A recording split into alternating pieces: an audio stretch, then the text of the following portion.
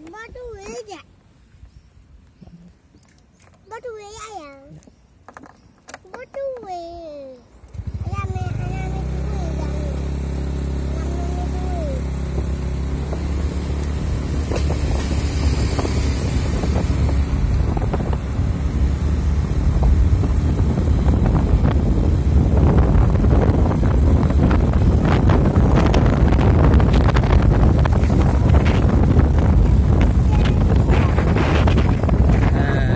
sampai di Masjid Haji sini.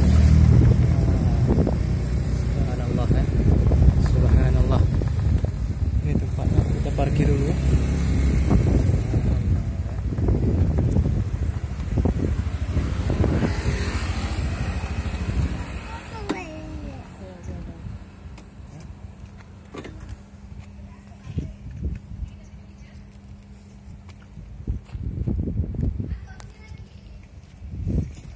Kita sudah sampai di Masjid Haji Kecil Lemiknya.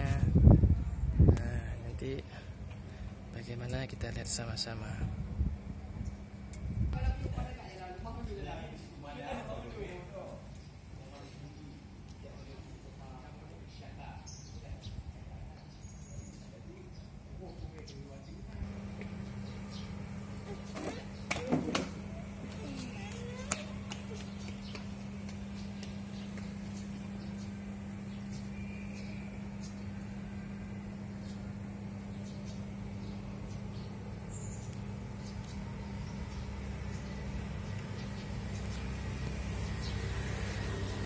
Halo, assalamualaikum kawan-kawan. Ini dia Masjid Haji Kecil Lemik ya.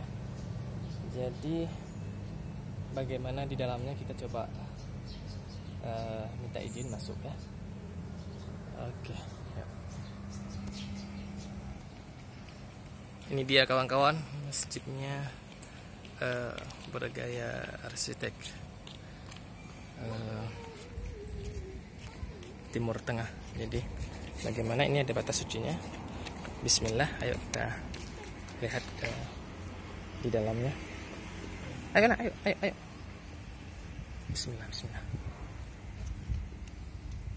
Ini ada tempat wudhu ya. Ini persis kayak di Timur Tengah kawan-kawan ya. Jadi subhanallah, kawan-kawan, ini arsiteknya arsitek bergaya Timur Tengah ini kawan-kawan. Bismillah, bismillah. Ayo kita coba masuk ke dalam. Bagaimana di dalamnya? Subhanallah, subhanallah, subhanallah ya. Subhanallah, ini di dalamnya Haji Kecil Lemik.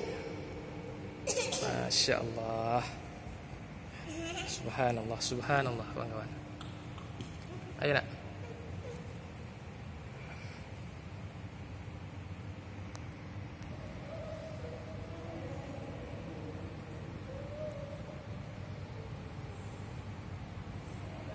Subhanallah, lampu.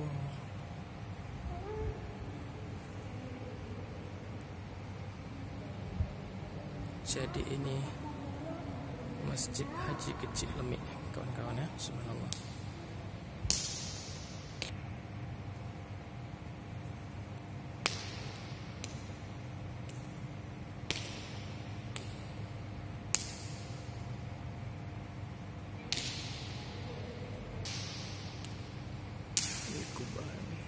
Subhanallah, Masjid Haji Kecil Lemik.